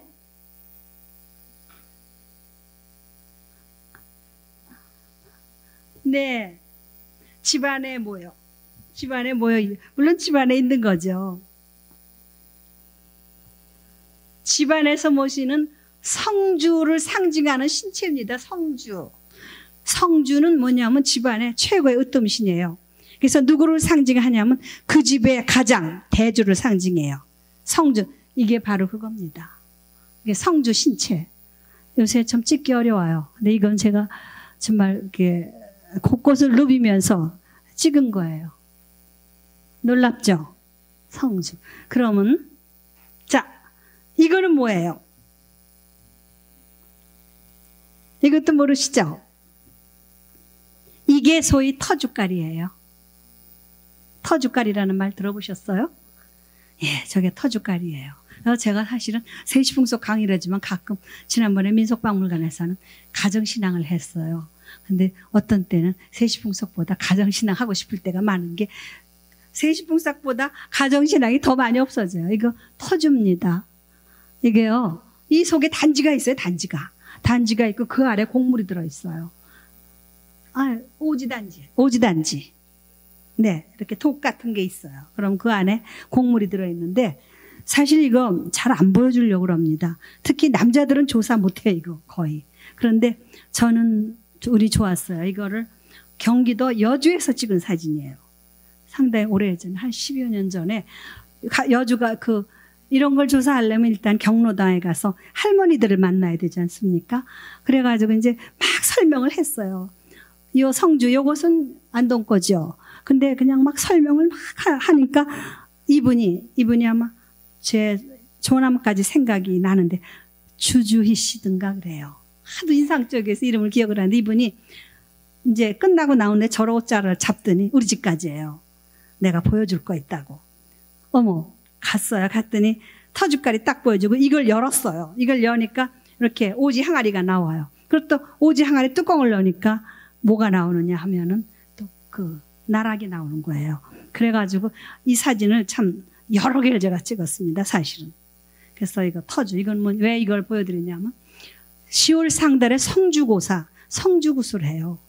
근데 성주고사를 하면은 성주만 모시는 게 아니라 이렇게 터주도 모시고 또 부엌에서 모시는 조왕도 모시고 또 삼신도 모시고 여러 가지 신을 모시는데 이 성주가 집안의 으뜸신이기 때문에 그냥 편의상 성주굿 혹은 성주고사라고 합니다. 사실 이거는 요즘은 정말 경험할 수 없는 거죠. 그런데 저는 다행인지 모르지만 저희 어머니가 평생을 그 정성을 들이고 산 분이라 이런 거 다 볼 기회가 있었어요. 그리고 집에 아마 성주도 있었어요. 그런데 좀 워낙 어릴 때니까 그걸 사진을 카메라도 그렇지만 찍는다는 생각을 못 했는데 아마 우리 집에 있었던 것만 다 찍었어도 오늘날 참 국보가 되지 않았나 그런 생각을 해요. 그런데 아무튼 이게 터주. 자, 봅시다. 그 다음에는 동짓달과 세시풍속. 동짓날 원래 고사 지냈죠. 그 다음에 책력. 자, 보면 이건 뭐예요? 동지는요 원래 작은 아세라고도 해요. 작은 설. 왜냐하면 동지 팥죽이에요. 세 알 식구들 나이대로 먹는다. 왜 떡국 한 그릇 먹으면 나이 한 살 먹었다. 그리고 동지 팥죽 먹으면 나이 한 살 더 먹었다 그러잖아요. 그런데 이 동지가 다음에 봅시다. 음력과 양력이 공존하는 명절이에요. 동지가 24절기 하나입니다. 그런데 또 어떻게 돼요? 양력은 12월 21일 또는 22일로 딱 고정이 되는데 음력은 애동지, 중동지, 노동지 그래가지고 상순, 중순, 하순으로 나오거든요. 그런데 왜 동짓달이라고 그러냐? 다른 24절기는 달이 바뀔 때가 있어요. 가령 입춘 같은 것은 정월에도 들지만 섣달에도 들는데 동지는 주구나 사나 이렇게 들어요. 주구나 사나 동짓달에 들어요. 상순, 중순, 하순. 그래서 동짓달이라고 그러죠. 그래서 음력과 양력이 공존하는데 동짓날 팥죽은 붉은색입니다. 붉은 팥. 붉은색은 어떤 의미가 있죠? 네, 벽사의 의미가 있어요. 그래서 붉은색으로 이제 동지 팥죽을 쓰면 이렇게 집에 뿌리기도 하잖아요. 액마기로. 근데 요즘은 동지를 뭐 집에서도 하지만 사찰에서 많이 하대요. 자, 보면 동지딸 기나긴 밤을 한 허리를 버혀내요. 춘풍 이불 아래 서리서리 넣었다가 어른님 오신 날 밤이어든 구비구비 펴리라. 이게 누구시죠 같아요? 네, 많이 아시네요. 황진이 시조입니다. 저 무척 좋아해요. 아까 하지가 길다고 그래. 동지가 또 밤이 길잖아요. 워낙 기니까 한 허리를 딱 베어내요. 그래가지고 베어낸 거를 버리는 게 아니라 이불 속에 넣었다가 사랑하는 사람이 오면은 이거를 펴면은 밤이 길어지죠. 그러니까 사랑하는 사람하고 있는 시간이 길어지는 거죠. 그러니까 역시 이 시가 정말 아마 그 기가 막힌 시조죠. 자, 그 다음에 섣달.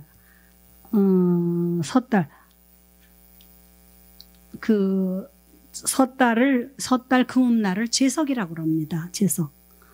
섣달 금음날 저 잠자면 어떻게 되죠? 네, 눈썹새. 저 어렸을 때 진짜인 줄 알았어요. 그래가지고 이렇게 꾸벅꾸벅 졸면 여기다가 그 쌀가루를 붙여놔요. 정말 진짜인 줄 알았어요. 요즘 애들한테 그러면 웃긴다? 이럴 것 같아요. 그랬는데, 그래서 그 다음에 수세라고 그래서 그날 불을 다 밝힙니다. 그 다음에 나래는 이게 지금 사진이 나래를 오늘날, 나래 뭐냐 하면은 궁중에서 한 축기의례입니다. 그래서 섣달 금음날 궁중에서 축기의례 해요. 그것을 우리 민가에서는 대불놓기라고 그러죠. 그 청죽 있잖아요. 청죽을 태웁니다. 그러면 딱딱 소리가 나요. 그건 뭐냐면 그 폭죽이라고 그래요. 소리가 나면. 그러니까 그것을 태우면 그 소리로 인해서 귀신이 잡기가 도망간다. 그렇게 생각을 합니다. 그러니까 사실 아까 얘기할 때 제가 민속에서 물하금 불은 과거를 소고한다고 그랬지 않습니까? 그래서 굉장히 중요한 그런 것이라는 거. 그 다음에 사당제는 이 사당이 있는 집안에서는 묵은 세배를 하죠. 조상한테. 그래서 묵은 세배라고도 합니다. 근데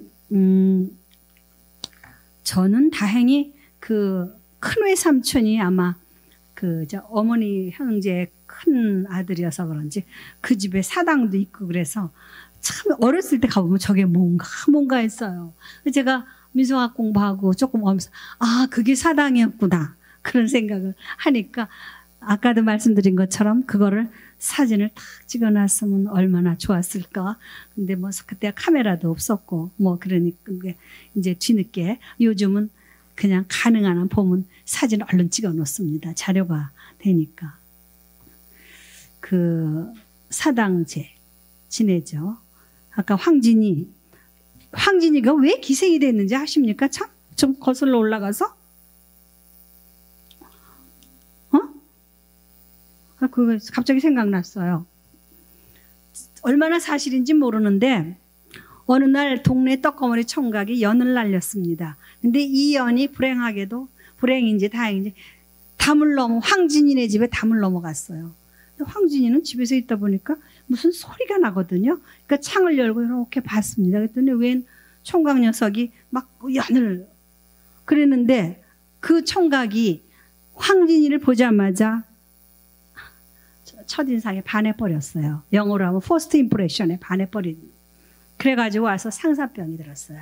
근데 사실 상사병이라는 건 진짜 있거든요. 저 어렸을 때 어른들한테 상사병이 있다는 거 많이 들었어요. 뭐 고향 황해도에서 누가 상사병이 들어서 어떻게 해서 치유가 됐다 뭐 이런.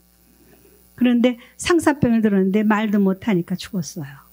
죽어서 이제 관이 나가는데 황진이 집 앞에서 관이 딱 먼저 붙어가지고 꼼짝을 안 해요. 그러니까 황진이가 그래서 자기가 가서 속적삼을 관 위에다 이렇게 올려놓으니까 관이 움직였다는 거예요. 그때 자기가 생각을 했다는 거죠. 내 한 몸이 뭐 그렇게 대단한 건가? 뭐 이렇게 있는 것보다는 이렇게 이 세상 떠돌아 다니면서 뭐 내가 하고 싶은 것도 하고 이러겠다. 뭐 그랬다 그러는데 사실 어느 정도 진실인지 모르는데 그런 설화가 있어요. 근데 사실 황진이는 대단했거든요. 그래서 그렇죠. 서하담은 안 넘어갔죠. 근데 임재 같은 사람은 황진이 무에 가서 자는다 누웠는다 하면서 시절 썼어요. 그래가지고 관직이 찬탈이 됐어요. 기생한테 노래를 줬다고. 근데 그건 사실은 나라가 유치한 거지. 임재라는 선비는 대단한 거죠. 황진이 묘 앞에서 시절을 읊었으니까. 자, 윤달 저 공딸이라고 그래요. 덤딸이라고도 해요. 하나가 더 붙어서. 그래서 혼례도 마음대로 하고 수의도 하고 이장도 하고 불공과 성밟기 혼례하고 요건 성밟고 수의. 그런데 언젠가 신문에 이런 게 났어요. 윤달이 윤사월에 들었는데 이때가 혼인철인데 혼인을 안 한다고 그러더라. 그리고 실제 전화도 와요, 저한테. 올해도 왔어요. 왜요? 근데 사실은 문헌을 보면은요, 윤달의 첫 줄이 뭐냐면 윤달은 혼례하기 좋고 이렇게 나와요. 그럼 왜 윤달이 혼례하기 좋은데 오늘날에는 이렇게 와전이 됐는가? 와전은 아니에요. 왜냐하면 윤달에 뭐 수의 이장 이런 거 하는 것은 윤달은 일상의 달하고 벗어서 신성한 달이에요. 신의 도움을 마음대로 받는다. 제주도에서는 신이 없는 달이다 그러지만 신의 도움을 마음대로 받는 달인데 우리는 신이 좋은 신도 있지만 좋지 않은 신도 있어요. 그러니까 좋은 신들이 막 나와서 도와주는데 그 사이에 배고픈 나쁜 신이 시비를 걸 때가 있습니다. 그러니까 그거는 우리식으로 하면 운이 나쁠 때, 재수가 나쁠 때, 이럴 때 이제 건드릴 수가 있다는 거죠. 그러니까 조심을 한다는 건데 사실은 윤달을 그렇게 근데 수의나 이장 같은 거는 워낙 조심스러운 거거든요. 수의는 잘 아시다시피 죽음 모시고 이장은 묘를 옮기는 걸 함부로 할 수가 없지 않습니까? 그래서 윤달에 아마 금년에 아마 여러분들 중에서도 여러분들 가정에서도 금년에 묘이장이라든가 수의는 그래도 요새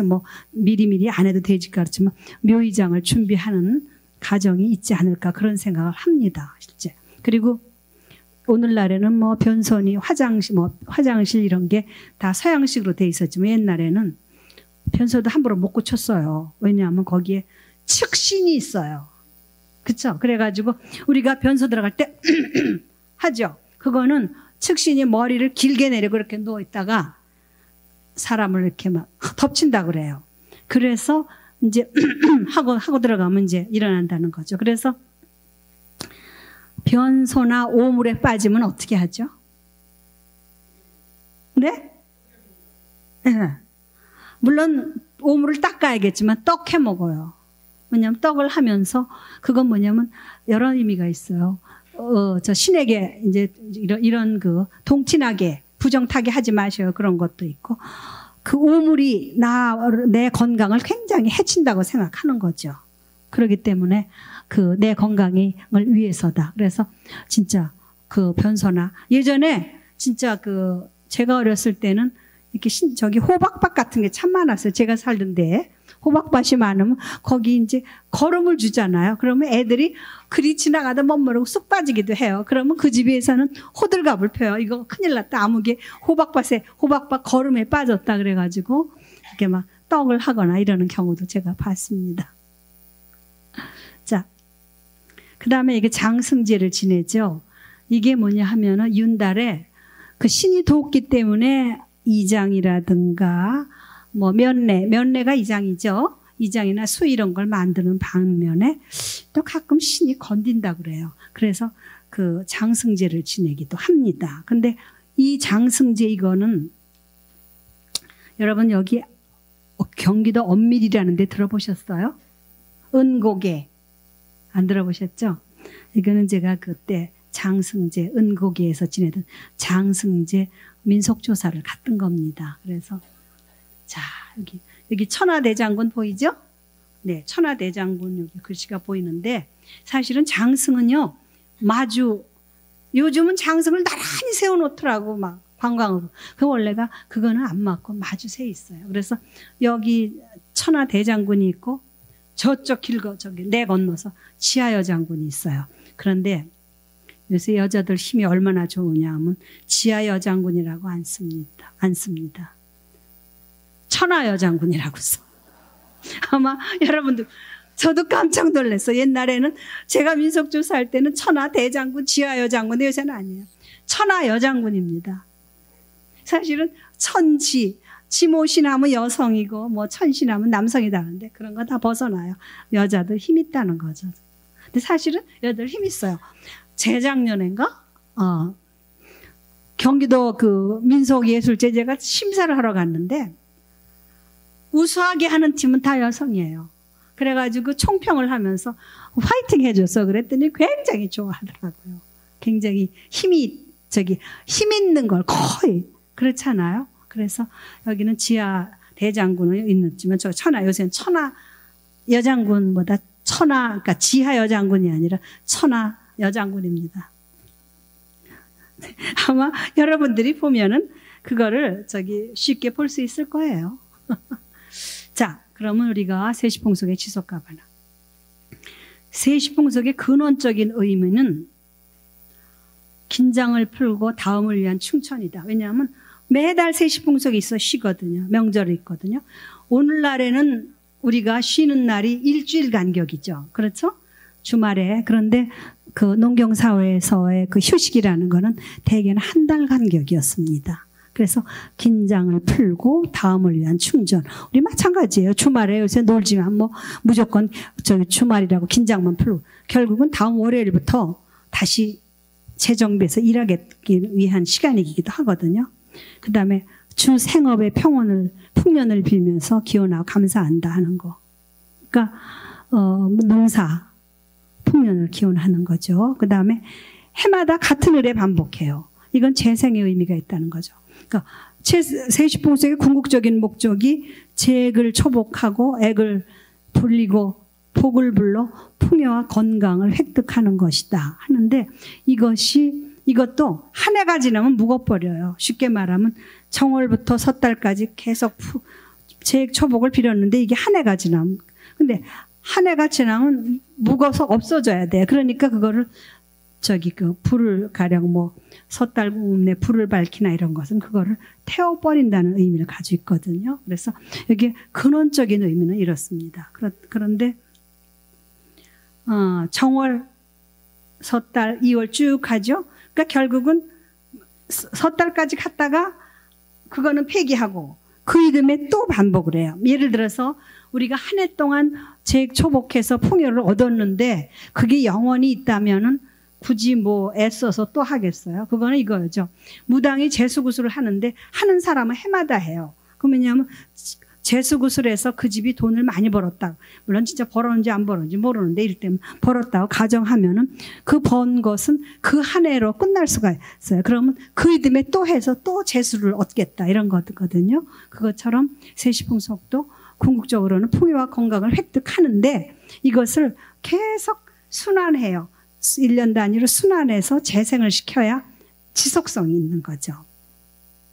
자, 그러면 사실 세시봉속은요, 이건 근원적인 의미인데 오늘날에 누가 세시봉속 하면서 아이고 재액 초복하면서 복을 받아야지 또 뭐 팥죽 이렇게 막 빨간 거 뿌리면서 그 벽사 해야지 이러는 거 없죠. 그리고 가령 옛날에 여름에 그 봉숭아 드리면 빨강 물 드리잖아요. 그러면 이거에 노인들한테는 저승길을 밝힌다는 보거든요. 그리고 이제 액을 물린다는데 누가 봉숭아 잘 드리지도 않죠. 봉숭아 드리면서 저승길을 밝혀줄까 그러지 않죠. 그냥 예쁘게 매니큐어 칠하죠. 세상이 달라졌습니다. 그래서 오늘날 우리는 세시봉속을 어떻게 받아들였나. 사실 세시봉속은 삶의 지혜로서 당대 사람들의 생활 리듬인 동시에 생활 양식이었고 오랜 주생업을 이뤘던 농경문화유산인데 오늘날은 생업이 농사도 아니죠. 그래서 이것을 어떻게 받아들여야 할까? 우리가 우선은 세시봉속은 전통문화의 하나입니다. 우리가 전통문화에 관심을 갖는 까닭은 우리 문화가 이거다, 축이가 어쩌다, 인쇄술이었다 이런 자긍심의 원천을 갖자는 게 아니죠. 물론 초창기에는 그랬습니다. 그러나 이제는 전통문화가 앞으로 우리 문화 발전에 어떠한 토대로 제공할 것인가, 이 전통문화가 어떻게 우리 문화 발전에 토대를 제공할 것인가에 관심을 갖죠. 자, 세시봉속의 그 변화. 민속은 생활 문화로서 그 시대나 환경에 따라 변하면서 적응합니다. 예를 들어서 가령 우리가 주택을 여러분들도 아마 아파트에 사는 분들이 많을 겁니다. 저도 아파트에 살고 있어요. 근데 주거 공간, 주택이라는 거는 사라지질 않는데 뭐 이렇게 뭐 아파트로 바뀌는 거죠. 근데 그 민속이 그래요. 생활 문화로서 시대나 환경에 따라 변하면서 적응하는 거죠. 그래서 전통적인 세시풍속이 사라지는 것도 있지만 모양을 달려 전승되기도 하는데, 예를 들어 볼까요? 화전놀이는 어때요? 봄에 봄가을에 수학여행 저기 수학여행 소풍 가죠. 쉽게 말하면. 그리고 관광여행 가죠. 그 다음에 저는 그 바캉스를 바캉스라는 말이 불어거든요. 그런데 외국에만 바캉스가 있는 것 같고 막 그러는데 그거 아니죠.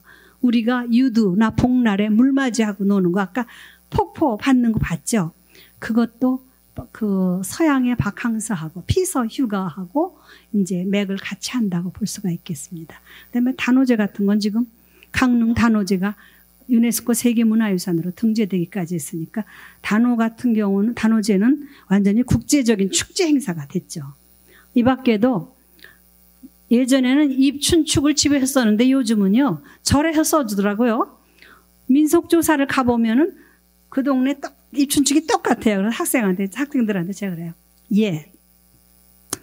입춘축이 똑같은데 저 집에 가서 어느 절에 다니냐고 한번 물어봐라. 그럼 분명히 같은 절일 것이다. 그 맞아요. 그러니까 바뀐 거죠. 그쪽으로. 그 다음에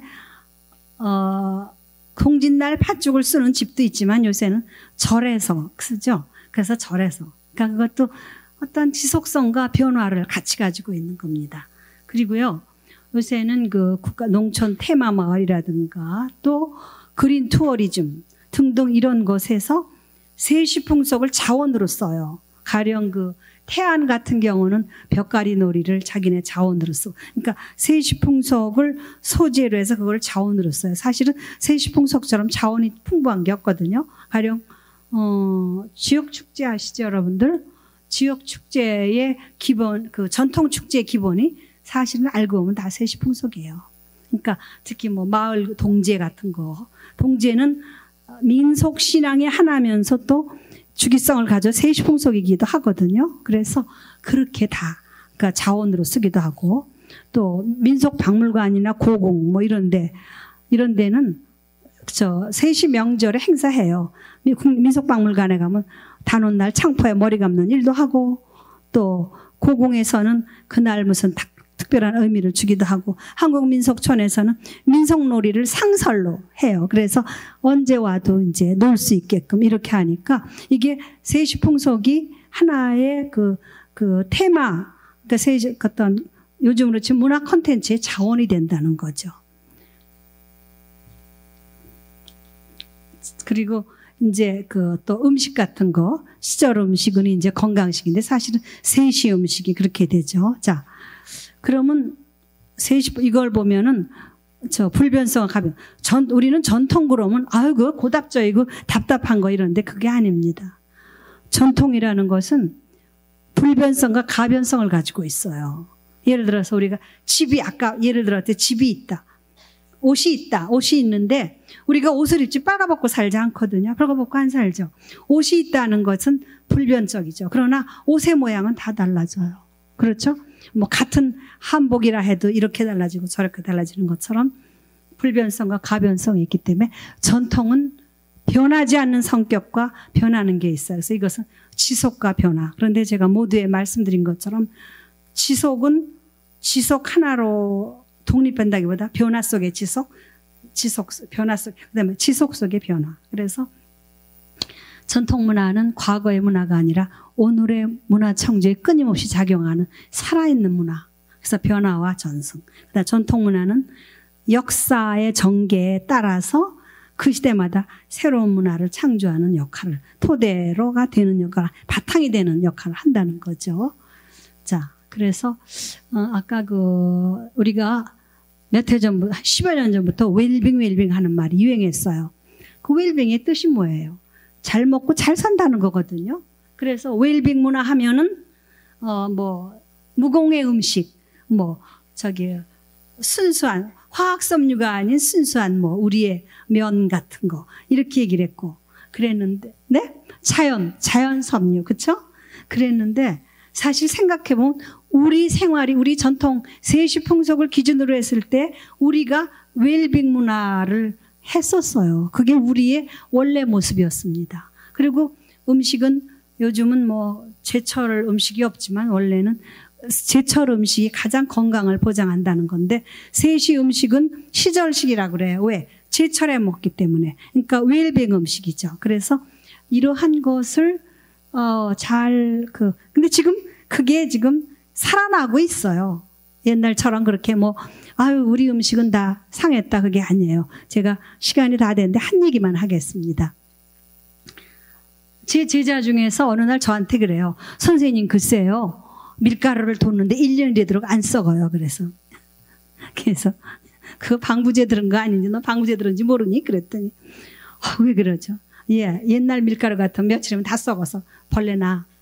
그걸 몰랐어? 이 사람은 미수학을 했다는 사람이. 제가 그런 적이 있어요. 사실. 그렇잖아요? 밀 같은 거 우리가 갈아 먹을 때 그것은 사실은 굉장히 자연 친화 무공해니 이런 건데 그걸 먹고 사는 게 어떤 웰빙 문화 아니에요? 그런데 우리가 그동안 너무나 웰빙 문화를 멀리 했기 때문에 부작용도 많았어요.